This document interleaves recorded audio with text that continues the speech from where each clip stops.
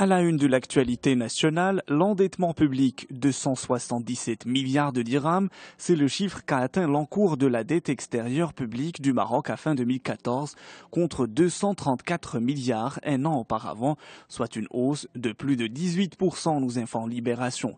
Rapporté au PIB, l'encours de la dette extérieure augmente de 3,5% en un an à plus de 30%, lit-on dans Le Matin. Faut-il s'en inquiéter?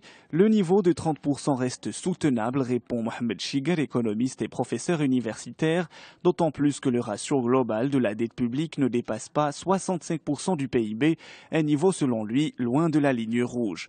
La capacité d'épargne nationale s'essouffle, nous apprend le quotidien Les Échos. Selon le HCP, au terme du dernier trimestre de l'exercice 2014, celui-ci est passé de près de 29% à environ 25% du PIB.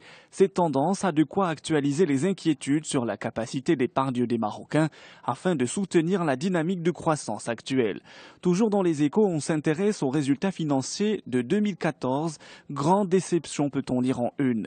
Les réalisations boursières de 2014 des sociétés cotées en bourse ont complètement déjoué les pronostics des analystes financiers, alors que les observateurs tablent sur une croissance allant jusqu'à 5% de la masse bénéficiaire.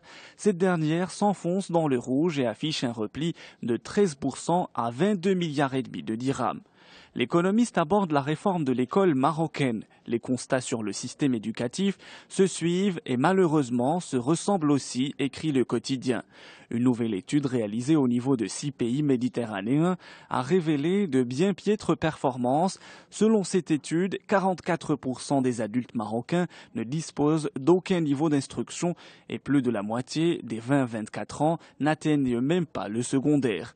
Aujourd'hui, le Maroc titre sur les nouveautés du futur code pénal. L'avant-projet du nouveau code pénal a été dévoilé par le ministère de la Justice et des Libertés. Un texte qui apporte plusieurs nouveautés à coup sûr qui feront date, écrit le journal, qui donne plusieurs exemples. La victime d'un viol ou d'un harcèlement sexuel pourra obtenir de la justice l'interdiction pour son bourreau de s'approcher d'elle ou de la contacter par un quelconque moyen. Certains condamnés seront interdits en fonction de la gravité de leur crime d'utiliser une carte bancaire ou de soumissionner à des marchés ou des appels d'offres publics.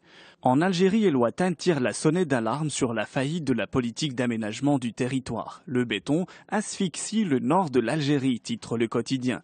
Littoralisation, exode rural, avancée du béton, rétrécissement des terres agricoles, urbanisation sauvage, dégradation de l'environnement, ce sont là les principaux déséquilibres qui minent les politiques d'aménagement du territoire, sitôt élaborées, sitôt rangées dans les tiroirs. Pas moins de 300 000 hectares de terres agricoles ont cédé la place au béton, rendant nos paysages d'une laideur inégalée, écrit le quotidien. En France, Le Monde titre sur Radio France qui s'enfonce dans la crise. Après 2 semaines de grève des personnels de la radio publique qui paralysent l'antenne, le conflit entre direction et syndicats est dans l'impasse. Le protocole d'accord de la direction est jugé insuffisant par les syndicats. Ils réclament le maintien des emplois des différentes stations et orchestres. Affaibli, le président de Radio France, Mathieu Gallet, a rendu mercredi son projet stratégique à sa ministre de tutelle. Pour sa part, la Cour des comptes a publié un sévère rapport sur la radio, pointant des défaillances qui ne sont pas acceptables et des coûts qui ont explosé.